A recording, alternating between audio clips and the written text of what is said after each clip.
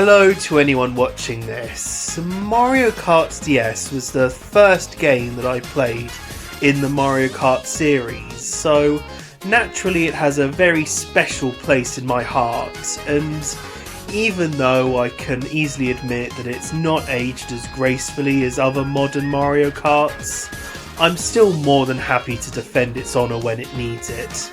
And so when I see the, to me at least, rather unfair general consensus that DS has a quite horrible selection of retro tracks, I am absolutely ready to go on the defensive. So today I just wanted to go through some of the criticisms that I've seen thrown at this track list and just explain why I don't exactly agree with them, while also trying to deflect some of the criticism onto Wii's retro track list. Like, I really don't feel that Wii's retro track list is called out enough, so I just want to take the chance to do that as well. Obviously I'm not trying to pit the fan bases of these games against each other, like, this is all just for fun, and obviously everyone is allowed to enjoy all 32 of these retro tracks, you know? I just think that the amount of critique between these two track lists is extremely unbalanced, so I'd just like to take this chance to shift it a bit. But again, this is all just for fun, and it's just my perspective. And apart from some exceptions that are going to become extremely obvious over the course of this video, I do enjoy playing on pretty much all of these tracks in DS and Wii, you know? I do have a lot of love for them individually, even if I don't exactly agree with how the overall track list shaped up. So let's just get on with properly looking at these track lists, starting with DS, which I feel like there are two major pieces of criticism that I see constantly thrown at it, which then can be broken down into more minor pieces of criticism.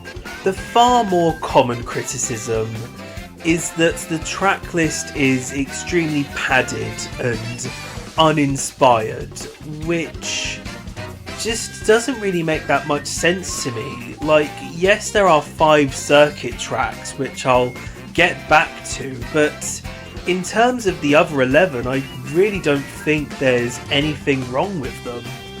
Like, for me at least, variety is definitely the spice of life, and I feel like that's what you get with this list. There's no real tracks that overlap in theme, apart from obviously the 2 Choco tracks, but even then I feel like their settings still technically do enough to make them distinct from each other. But getting back to the circuits tracks, while on the surface I can understand how having that many can be overwhelming, I think a lot of people overlook just how distinct pretty much every single one of them is to each other. With the exception of Peach Circuit, I think all of them are different to each other on a gameplay, setting, and or difficulty level. So again, that's a good enough sense of variety for me to give them all a pass. Like, maybe it would have been nice if either of the Luigi circuits were swapped out with their game's desert tracks, but I just don't feel a need to complain about that because I have a different kind of fun on both of them. But like I said, there is sadly an exception with Peach Circuit, which I do think is the closest this game gets to a properly wasted slot. Like, it's way too similar to SNES Mario Circuit 1 and doesn't have the backwards and forwards driving gimmick of Luigi Circuit. It just doesn't carve its own place out in the roster, unlike all the others. And I think its spot could quite easily be traded in for Riverside Park instead. You know, out of that game's other Mushroom Cup tracks, there's already a GBA Bowser Castle, and Shy Guy Beach would be too similar to Koopa Beach in my opinion. The only other trade-in I'd possibly want to make with this list is SNES Choco Island 2, because, like I said, it is thematically similar to Choco Mountain, and it is by far the worst playing track in this entire game, so I'd gladly get rid of it and replace it with Rainbow Road. The only problem with adding Rainbow Road would be the fact that with the way each of these cups are laid out, the SNES track is always first in the cup, and that'd be extremely weird for SNES Rainbow Road. Like, could you ever imagine that track not being the last in a cup? But having the tracks in chronological order in each cup does seem quite arbitrary. Like, if you kept rotating it, you could just end up with the SNES track being the last in the Lightning Cup, and it would just sort itself out from that point. So yeah, out of this list, there's only really 2 that I have any actual problems with, which, considering how problematic a lot of people like to call these choices, you know, I think 14 out of 16 is a good amount to get right. So let's move on to the other major criticism that I see, that these tracks aren't the most exciting to play on, and that they could have picked more exciting tracks, which I do think is a more important topic to cover than the actual track variety, because it's like, you can have 16 completely different tracks, but if they're not fun to play, you know, why bother? Obviously, this criticism is a lot more subjective due to how much fun you get from DS's actual driving mechanics alongside what you look for in track design. And for me at least, I think that in terms of being fun, once again, this track list does add up.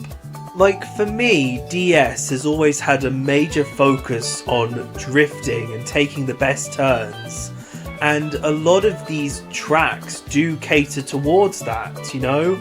I think especially the GBA tracks are really satisfying to get all of their turns right on. And even if a focus on drifting isn't your thing, just the fact that the SNES and N64 tracks are now playable in a game with a much more modern feeling set of controls, I think inherently brings more value to them. Like, especially Frappe Snowland with its snowman segment is so much easier to navigate now that there's a much more modern feeling to driving. So yeah, I just think the controls inherently make these tracks good to play now. Like, yeah, it would have been cooler if we got non-stop banger after banger, but this is the DS, and this was an early game for it. I really don't think at this point they'd be able to push it to get some of the more exciting tracks to be playable without extreme compromises. Like, look at what they did to poor old Mushroom Bridge. Like, they took out the shortcuts going over the rails, they removed multiple types of cars, they removed the detour where you can go through a pipe to get an extra item box. Like, I still enjoy playing on this version of Mushroom Bridge, but that's because I inherently enjoy it as a traffic track, you know? Like, the core of that track is still there, but if they did other tracks like Dry Dry Desert or Bowser Castle or Yoshi Valley, they'd probably have to remove so many obstacles or alternate paths that the essence of the track wouldn't be there anymore. The only other track that got a proper downgrade is of course Baby Park, which I don't have any excuse for. Like, the DS could count to more than 5. Like, were they worried that there'd be too many bananas on the track if there were 2 more laps and it'd start lagging or something? Like, I've never gotten that, but Baby Park is an enigma in and of itself. Like, I don't think anyone will ever be able to truly understand what they were going for with it in any of its iterations, so it's best to just let it be its own little case on the side and just be glad to have it here in any form, I think. But yeah, overall what I'm trying to say is that the developers clearly had a focus on tracks that they knew would work the best in DS, and I think they pretty much entirely succeeded. Like, I know I'm basically saying that this track list is what it is, but I think that's quite a valid defense in this instance. Because of how limited the DS was, I think they truly got all they could out of it with the tracks that they went for. But yeah, that's all I can think to defend DS's retro list. If I've not changed your mind about it, that's more than understandable, but I just hope you can at least understand my perspective and where I'm coming from. So let's move on to Wii's retro track list. So I'm just going to apply the same criticisms that I did for DS onto this list. So let's once again start with track variety, and my god, does this list just make me feel utterly depressed in that regard. Like, the first two cups are alright overall. Like, the two Beats tracks are way too similar to each other, but apart from that it's quite alright. The main issue I find comes from the second two cups. You know, the Leaf Cup is quite good. You know, you get a Mario circuit, a jungly DK course, and a Bowser Castle tied together with a DS track. So let's remind ourselves of what exciting different tracks we get in the Lightning Cup. Oh, I've never liked these two cups back to back. They are so mind-numbingly repetitive to me, and it just drags down the entire list massively. And the worst part is that I feel like no one else has noticed this. Like, people have constantly derided DS for having 5 retro circuit tracks, but I feel like nobody's commented on the fact that 9 of the courses here quite obviously overlap with another course in the selection. But I am still going to try to be fair. Like with Choco Mountain and Island in DS, I do think that DK's Jungle Parkway and DK Mountain do play differently enough. It's just sort of funny that they include themselves in the Leaf and Lightning Cup curse, you know? But all of the other pairings are just so similar to me. I think the most egregious is the 3 Mario circuits. You know, like I said with the DS retro circuits, they all had a good difference in gameplay, setting, and or difficulty. And I just don't think that's applicable here. You know, all 3 of them are Flower Cup level Mario circuits, and they all feel like it. Like, yeah, all of their aesthetics are different, but they all represent the standard circuit setting for each of their games. You know, I feel like they're completely interchangeable. Like, you wouldn't just be able to swap the settings of SNES Mario Circuit 1 and GBA Luigi Circuit and have them feel the same, but you could absolutely do that with N64 Mario Raceway and SNES Mario Circuit 3, you know? Like, I'm sorry, I just think there's an awful amount of wasted slots in this game, you know? 1 or 2 is sort of understandable, but arguably 7 is just near unacceptable to me. It just makes the whole track list feel like wasted space and a slog to get through. The poor bugger I have to feel the worst for is GBA. Like, it only got 2 tracks in this game, which is understandable as more games need to be represented, but both of those tracks overlap with a different track, you know?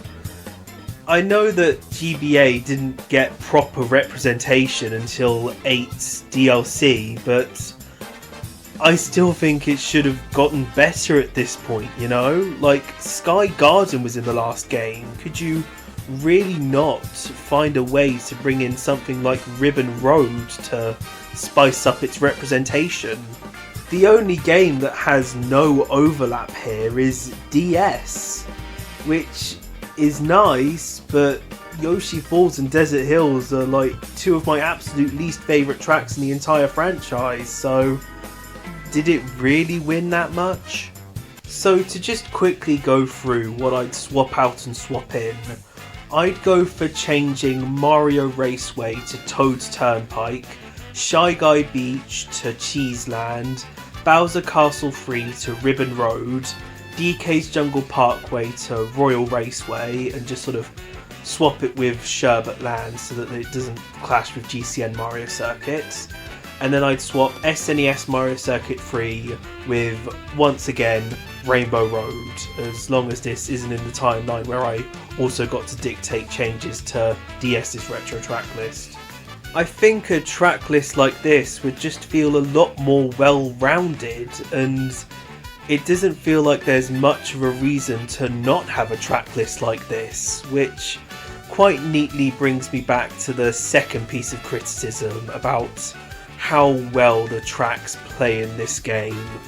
So, while this might sound slightly unfair, I just don't think Mario Kart Wii has the same excuse as DS. Like, the Wii is happily able to play pretty much any previous track that you throw at it. You know, there's not the sort of same limitations as DS has. You know, you can truly bring back anything that you want and have it play in a much more interesting way with the trick system. But it really just feels like they didn't take advantage of that. Like, yes, all of the tracks are nice to play on, except for maybe Sherbet Land being far too slippery, but that might have just been my skill issues as a kid. But it really didn't feel like they went for that many tracks with perfect trick opportunities. Like, yeah, you have tracks like Delfino Square and GBA Bowser Castle 3 where they feel a lot more natural now that you can trick in them, but then there are ones like Yoshi Falls or Peach Gardens where they just turned a slight elevation into a ramp, or just sort of chucked little off-road ramps into there so that they can say that they have trick opportunities. It just feels like they didn't pick a track list that properly complements the mechanics of Mario Kart Wii. You know, unlike DS, which again might seem unfair because DS didn't have the burden of the tricking mechanic, it just had to focus on driving, but I think if you're going to include the trick mechanic, you should take full advantage of it, and since these retro tracks don't do that, I inherently think that it's a worse track list because of it personally. And I'm not trying to say that every track that they bring back has to have trick opportunities in it, because I do think it adds a bit of spice to the roster if there's certain tracks that don't. Just like I said with Yoshi Falls and Peach Gardens, the ones that they implemented feel so contrived to the point that they're not necessary, and when you do that, it just makes them feel less needed to be brought back in this game specifically, if that makes sense. And I know that I'm not really talking about 7 or 8's retro track list here, but just to cover my arse from any potential criticism, I know that there's a lot that's been said about arbitrary additions of gliding or underwater or anti-gravity in certain tracks, but I feel like that's different to an additional trick ramp in Wii, because those sections are a lot bigger and grander and properly change a course, you know? Like the aquarium section in Daisy Cruiser, that properly changes what that section is. A small trick ramp in the grass on Peach Gardens doesn't, so it makes it feel even less needed in that regard to me. So yeah, that's Wii's retro track list thoroughly eviscerated. just while I do individually enjoy a lot of these tracks, you know, Peach Gardens is absolutely one of my favourites, it's just, like I said, as an overall package, I can't help but find this group of 16 to be ridiculously disappointing, and I'm surprised that it's not called out as much as DS is, when I find it has much more glaring flaws to it. But I do understand that nostalgia for this game is extremely strong, and that any track in this game is a good track, and I really respect that point of view. You know, I'm glad that people are able to have that much fun with it. It's just, I felt like I had an opportunity to put out my perspective on this, and I don't want to like ruin your childhood or something, but if I've made you think of this game in a different way, that you can sort of at least see where I'm coming from, you know, I appreciate that. But yeah, if you have any questions or concerns, do let me know. Just while I do enjoy putting out my opinion and hearing other people's opinions, it can get tiring, you know, sometimes I just want to go back to the time where I had no idea that the second row of cups in DS were retro, and I just assumed they were more new tracks with weird little letters and numbers put next to them just for fun. But bye bye, have a nice day.